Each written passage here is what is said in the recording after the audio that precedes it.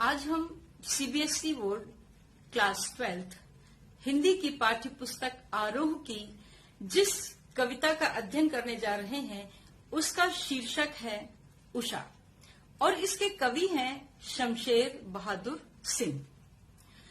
इसके पहले कि हम इस कविता के बारे में पढ़ें, इसके शीर्षक पर विचार करना चाहेंगे कि उषा शब्द का अर्थ आखिर क्या होता है। इसके समानार्थी शब्द मिलते हैं प्रातःकाल, सुबह, सवेरा इत्यादि, किंतु उषा शब्द का अर्थ इनसे थोड़ा सा भिन्न होता है। उषा का तात्पर्य है सूर्योदय से पूर्व का समय। जब सूर्योदय नहीं हुआ होता है भली भांति, उस समय जो अंधकार युक्त हल्का सा प्रकाश होता है वही उषा काल कहा जाता है। इस कविता में कवि ने प्रातः काल के दृश्य का, उषा के दृश्य का गतिशील शब्द चित्र खींचा है। शब्द चित्र का तात्पर्य है ऐसा चित्र जो शब्दों के माध्यम से खींचा जाए और गांव में जो मिलने वाली चीजें हैं उन्हीं की सहायता से अपनी बात को स्पष्ट किया है। उन्होंने कहा है कि प्रातः काल के समय आकाश का रंग बहुत नीला दिखाई देता है। फिर उसकी पवित्रता के कारण उसकी उपमा उस शंख से दी है उन्होंने कि नीले शंख की भांति दिखाई देता है। अगले ही पल वो कहते हैं कि राख से लीपे हुए गीले चौके के समान पवित्र दिखाई देता है। गीला चौका पवित्रता का, ताजगी का प्रतीक है। थोड़ी देर बाद हल्की सी जो उसमें लालिमा आती है तो वे कल्पना करते हैं कि काली सिल को लाल केसर से किसी ने धो दिया है या किसी बच्चे ने स्लेट पर लाल खड़िया चौक मल दी हो। और उसके बाद फिर से सूर्य की थोड़ी थोड़ी किरणें फूटने लगती हैं। तब वे कल्पना करते हैं कि नीले जल में किसी की गोरी देह झिलमिला रही हो। इसके पश्चात सूर्योदय हो जाता है और कवि का कहना है कि अब उषा का जादू टूट रहा है क्योंकि सूर्योदय हो रहा है। तो आपने देखा कि पल पल हर क्षण एक नई कल्पना। जैसे जैसे प्रकृति में परिवर्तन होता है वैसे वैसे कवि की कल्पनाओं में भी परिवर्तन होता है।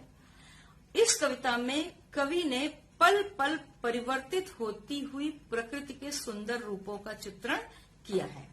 आइए कविता पढ़ते हैं काव्य सौंदर्य, भाव सौंदर्य और शिल्प सौंदर्य के साथ, और उसके पश्चात प्रश्न और उत्तर। उषा कविता, कवि शमशेर बहादुर सिंह। इसमें कवि ने सूर्योदय से पहले के वातावरण का सुंदर चित्र उकेरा है। इस समय को भोर कहा जाता है जब सूर्योदय नहीं हुआ होता है। तो कवि बताता है कि प्रात नभ था बहुत नीला शंख जैसे, भोर का नभ राख से लीपा हुआ चौका अभी गीला पड़ा है। कि प्रातः काल आकाश बहुत नीला था, किसी नीले शंख की भांति प्रतीत हो रहा था। शंख पवित्रता का प्रतीक होता है, किंतु यहाँ कवि ने उसे आकाश को नीले शंख के समान माना है। यह उपमा अलंकार है। भोर का नभ अर्थात सूर्योदय से पूर्व का नभ, राख से लीपा हुआ चौका अभी गीला पड़ा है अर्थात ऐसा प्रतीत हो रहा है जैसे किसी चौके को राख से लीप दिया गया हो और अभी वह गीला हो। कोष्ठक में कहा गया है कि गीला पड़ा है अर्थात नमी और ताजगी विद्यमान है। तो प्रातः काल के समय वातावरण में नमी होती है, धूप न होने के कारण नमी होती है, ओस की बूंदें बिखरी होती हैं, इसलिए प्रातःकालीन आकाश को गीले चौके से के समान माना गया है। बहुत काली सिल जरा से लाल केसर से कि जैसे धुल गई हो। यहाँ कवि ने कहा है कि आकाश एक काली सिल के समान प्रतीत हो रहा है और ऐसा लग रहा है मानो एक बहुत काली सिल को लाल केसर से धो दिया गया हो। यहाँ उत्प्रेक्षा अलंकार है क्योंकि उपमेय में उपमान की संभावना की गई है। स्लेट पर या लाल खड़िया चाक मल दी हो किसी ने, अथवा काली स्लेट पर किसी ने लाल खड़िया चौक मल दी हो। नील जल में या किसी की गौर झिलमिल देह जैसे हिल रही हो। यहाँ नीले आकाश को नीला जल माना है कवि ने, और इस समय सूर्योदय होने वाला है। थोड़ा थोड़ा सा सूर्य का प्रकाश फैल रहा है। उसे देखकर कवि ने कल्पना की है कि नीले जल में किसी की गोरी देह, किसी का गोरा शरीर जैसे हिल रहा हो, और जादू टूटता है इस उषा का। अब सूर्योदय हो रहा है, और अब सूर्योदय हो रहा है, और सूर्योदय होने के साथ ही उषा का यह जादू टूट रहा है। उषा अर्थात भोर का समय, सूर्योदय होने की प्रक्रिया को एक जादू के समान माना गया है, और सूर्योदय होते ही वह जादू समाप्त हो जाता है। तो यहाँ इस कविता में कवि ने प्रकृति का बड़ा मनोहर चित्रण किया है, और शंख जैसे में उपमा अलंकार है। सरल व सहज शब्दों का प्रयोग किया है, और ग्रामीण परिवेश सजीव हो उठता है। जैसे चौके को लीपा गया दिखाया गया है, सिल की उपमा दी गई है। ये सारी चीजें गांव में ही उपलब्ध होती हैं, और ये नए नए उपमानों का प्रयोग किया गया है। उत्प्रेक्षालंकार का प्रयोग है। बहुत काली सिल जरा से लाल केसर से कि जैसे धुल गई हो, इसमें भी, और अगली दो पंक्तियों में भी स्लेट पर या लाल खड़िया चौक मल दी हो किसी ने, इसमें भी उत्प्रेक्ष अलंकार है। और नील जल में या किसी की गौर झिलमिल देह जैसे हिल रही हो, इन तीनों स्थानों पर उत्प्रेक्षा अलंकार है। मुक्त छंद का प्रयोग है, और गुण माधुर्य है, अर्थात सुनने में बहुत ही मधुरता प्रतीत हो रही है। कविता के 3 गुण होते हैं, प्रसाद, ओज और माधुर्य। तो यहाँ पर माधुर्य गुण हैं। और अब आइए चर्चा करते हैं प्रश्न और उत्तरों पर। आइए उषा कविता के प्रश्न उत्तरों पर दृष्टि डालते हैं। पहला प्रश्न है, कविता के किन उपमानों को देखकर यह कहा जा सकता है कि उषा कविता गांव की सुबह का गतिशील शब्द चित्र है? सबसे पहले हम उपमान शब्द को स्पष्ट करना चाहेंगे। जो उपमा के 4 भेद होते हैं, तो उपमेय, उपमान, साधारण धर्म और वाचक शब्द। तो उपमान वह होता है जिससे तुलना की जाती है, और गतिशील शब्द चित्र का मतलब है, शब्द चित्र का मतलब है ऐसा चित्र जो शब्दों से खींच दिया जाए, और गतिशील का मतलब है जो धीरे धीरे आगे बढ़ता है, क्रमिक विकास होता है। आइए अब इसके उत्तर पर आते हैं। कवि ने गांव की सुबह का चित्रण करने के लिए गतिशील बिंब योजना की है। बिंब योजना मैंने आपको भी कविता पढ़ाते समय स्पष्ट किया है। भोर के समय आकाश नीले शंख की तरह पवित्र लगता है। भोर का मतलब यह होता है कि जब रात खत्म हो रही है और सवेरा ठीक से नहीं हुआ है। उसे राख से लीपे हुए चौके के समान बताया गया है, जो सुबह की नमी के कारण गीला लगता है। फिर वह लाल केसर से धोए हुए सिल सा लगता है। सिल मतलब वो सिल बट्टा जो आपके घर में प्रयुक्त होता है। यदि वह सिल काली हो और लाल केसर से उसे धो दिया जाए तो वही दृश्य इस समय आकाश का लगता है।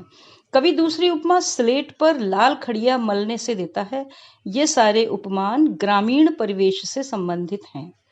आकाश के नीलेपन में जब सूर्य प्रकट होता है तो ऐसा लगता है जैसे नीले जल में किसी युवती का गोरा शरीर झिलमिला रहा है। सूर्य के उदय होते ही उषा का जादू समाप्त हो जाता है। तो ये सारे दृश्य एक दूसरे से जुड़े हुए हैं, इनमें गतिशीलता है। इसलिए यह कहा जा सकता है कि उषा कविता गांव की सुबह का गतिशील शब्द चित्र है। प्रश्न 2 पर आते हैं। प्रश्न 2 में कुछ पंक्तियां दी हैं, पहले उन्हें पढ़ें। भोर का नभ, राख से लीपा हुआ चौका, और कोष्ठक में लिखा है, कोष्ठक अर्थात ब्रैकेट, कोष्ठक में लिखा है अभी गीला पड़ा है। आगे एक कथन दिया गया है कि नई कविता में कोष्ठक, विराम चिन्हों और पंक्तियों के बीच का स्थान भी कविता को अर्थ देता है। उपर्युक्त पंक्तियों में कोष्ठक से कविता में क्या विशेष अर्थ पैदा हुआ है, समझाइए। इसका उत्तर इस प्रकार है कि नई कविता के कवियों ने नए नए प्रयोगों से स्वयं को अलग दिखाना चाहा है। कवि ने कोष्ठक का प्रयोग किया है। यहाँ पर कोष्ठक में दी गई सामग्री मुख्य सामग्री से संबंधित है। देखा जाए तो ये दोनों बातें एक ही हैं, तथा पूरक का काम करती है। पूरक का काम अर्थात प्रथम पंक्ति जो बात नहीं कह पा रही है वह बात कोष्ठक में लिखी हुई पंक्ति कह रही है। आगे देखें, इसका उत्तर कि वह कथन को स्पष्टता प्रदान करती है, अर्थात जो बात राख से लीपा हुआ चौका से स्पष्ट नहीं हो पाई है, वह बात अभी गीला पड़ा है से स्पष्ट हो रही है। अर्थात चौका राख से लीपा हुआ तो है ही, लेकिन वो अभी अभी लीपा गया है क्योंकि अभी वह गीला है। तो कोष्ठक के पहले के वाक्य से काम की पूर्णता का पता तो चलता है, परंतु स्थिति स्पष्ट नहीं होती है और गीला पड़ने से कथन अधिक प्रभावपूर्ण बन जाता है। इस उत्तर को मैंने भली भांति समझाया है, लेकिन इसे आप अपने शब्दों में और थोड़ा संक्षेप में लिखें। अपनी रचना में प्रश्न है कि अपने परिवेश के उपमानों का प्रयोग करते हुए सूर्योदय और सूर्यास्त का शब्द चित्र खींचिए। परिवेश का मतलब है वातावरण जहां आप रहते हैं। यदि आप शहर में रहते हैं तो आपने ये केसर से धुली हुई सिल संभवतः न देखी हो और राख से लीपे हुए चौके को भी संभवतः न देखा हो। तो आपके परिवेश में जो जो चीजें हैं उनसे तुलना करते हुए सूर्योदय और सूर्यास्त का शब्द चित्र खींचिए, अर्थात ऐसा वर्णन कीजिए कि देखने वाले को लगे कि आपने शब्दों के माध्यम से एक चित्र खींच दिया है। जैसे सुबह के समय सूर्य उदित होते समय ऐसा लगता है जैसे कोई नीले सरोवर में स्नान करके बाहर आ रहा हो। सूर्य की किरणें धीरे धीरे आकाश पर छा जाती हैं। ओस कणों पर सूर्य की किरणें अद्भुत दृश्य उत्पन्न करती हैं तथा प्रकृति के दृश्य पल पल में बदलते हैं। पक्षी चहचहाने लगते हैं। पशुओं व मानवों में नई शक्ति का संचार होता है। जीवन सजीव हो उठता है। जैसे जैसे शाम होती है, अब ये सूर्यास्त का वर्णन है और सूर्योदय का मैंने जो वर्णन बताया है आप इससे हटकर लिखें, वही ज़्यादा अच्छा होगा। उसमें आपकी मौलिकता दिखाई देगी। फिर शाम का वर्णन करिए कि जैसे जैसे शाम होती है सूर्य एक थके हुए पथिक की भांति धीमी गति से अस्त होने लगता है। पक्षी अपने घोंसलों की तरफ लौटने लगते हैं। सूर्य का रंग लाल हो जाता है, मानो वह विश्राम करने जा रहा हो और सारा जीव जगत भी आराम की तैयारी शुरू कर देता है। तो इस प्रकार आप सूर्यास्त का शब्द चित्र खींच सकते हैं और इसे अपने शब्दों में खींचें, अपनी भावनाओं को अभिव्यक्त करें। यदि आपके अंदर थोड़ी काव्य प्रतिभा हो तो आप पहले इसे गद्य में लिखें और फिर उसे तुकबंदी के माध्यम से काव्य में बदलें। और यदि और अच्छी प्रतिभा हो तो आप सीधे सीधे काव्य में लिख सकते हैं। इसी प्रकार काव्य रचना करने की क्षमता का विकास होता है। जैसे अभी आपने जूझ पाठ पढ़ा था, उस जूझ पाठ में जो आनंद यादव हैं उन्होंने अपने मास्टर जी को देखकर ही कविता करने की प्रेरणा की। तो आप सूर्योदय के वर्णन को हृदय से देखिए, अनुभव करिए और फिर उस पर छोटे छोटे वाक्यों में सुंदर काव्य रचना कीजिए। तो आपको अपने अंदर छिपी हुई काव्य प्रतिभा को उभारने का एक माध्यम मिलेगा। और सूर्योदय का दृश्य बहुत ही सरल है, इस पर काव्य रचना बहुत आराम से की जा सकती है। तो आप सभी एक सुंदर कविता बनाइए या सुंदर